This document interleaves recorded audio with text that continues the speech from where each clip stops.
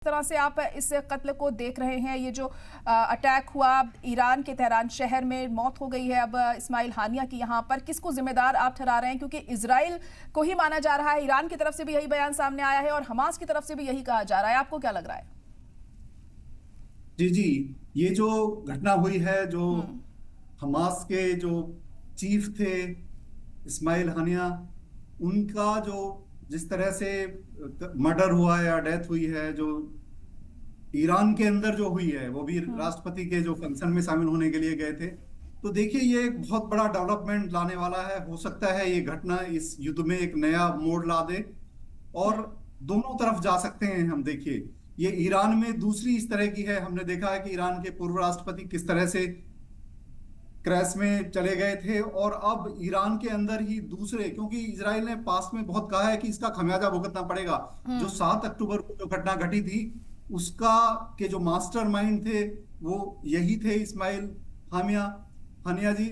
और अब जो जिस तरह से उनके ऊपर अटैक, और उनके बॉडीगार्ड को भी, दोनों को किस तरह से ईरान के अंदर एक तरह से कत्ल कर दिया गया उनका।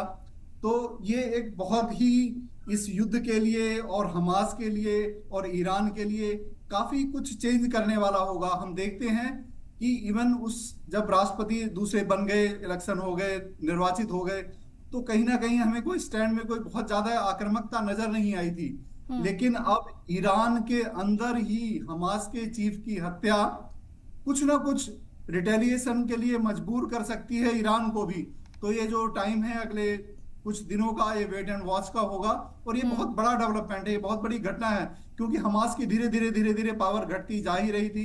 इतना लंबा समय हो गया है, और अब जब उन्हें मार दिया गया है, देखिए, जहां तक जिम्मेदार ठहराने की बात है, तो अब अभी हमारा कहना ये सही नहीं होगा। हम्म। लेकिन जो उंगलियां उठ रही हैं चारों तरफ से, उसमें तो यही माना जा रहा है कि कहीं ना कहीं ये इजराइल इजराइल की ही यू नो करा धरा है, और ये उन्हीं का हाथ है। हम्म। बाकी जैसे जैसे आगे बढ़ेंगे, उसके बाद हम जानकारी हमें मिलती रहेंगी।